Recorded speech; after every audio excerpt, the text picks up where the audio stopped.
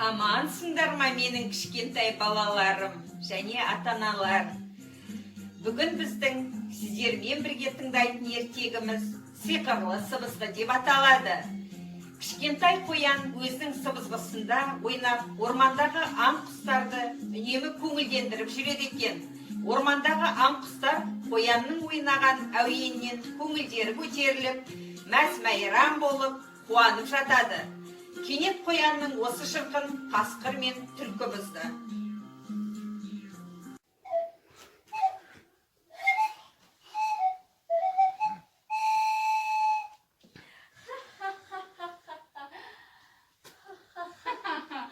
Ой, қоянжан, сүп-сүйкімдісің қарашы өзінің.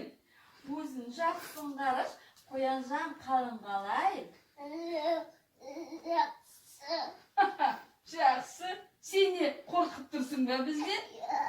Ой, Қасеке, қойсаңшы, қорқытпаңызшы қоянжанды. Одан да қоянжан қолындағы ойыншығыңды бере қойшы бізге. Ол ойыншығымыз, ол музыкалық аспап. Бере қойшы. Музыкалық? Ол менікі. Ол сонда қандай музыка шығарады? Мене ғой.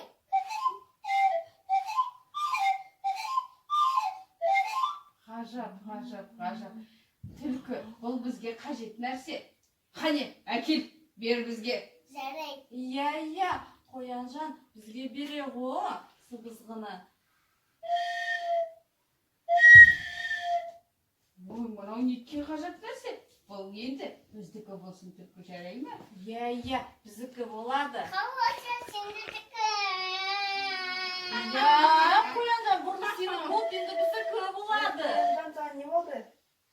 Қасқыр мен аю, қасқыр мен түлкі, мен сыбызғымды алды қайтармай қойды. Қанша рет айтсам да бермей қойды. Ай, алған заттарымды қайтармайсыңдар ма? Беріңдер бұл. Итеке, қойшы, бұл біздікі, бұл музыкалық аспап, сыбызғы. Қоян, қане өтірік айтпа сен, бұл біздікі. Жоқ, мен өтірік айтқан жоқпын, шынын айттым. Қоянжан, ол сыбызғы сенікі ма, әлде мына екеуінікі ма? Менікі. Неге өтірік айтасыңдар? Беріңдер бұл. Итеке, өз жөніңізбен жүріңізші, қойыңызшы енді.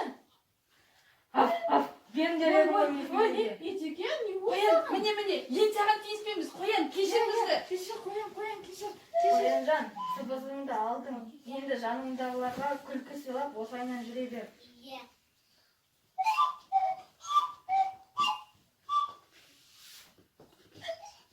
Сонымен балалар, біздің бүгінгі бұл ертегімізден нені ұқтық? Бүгінгі біздің ертегіден ұққанымыз балаларым, кішілерге әлімжеттік жасауға болмайды екен. Керісінше, кіші балаларды, кіші адамдарды оларға көмектесіп, қамқорымызды көрсетіп жүруіміз керек.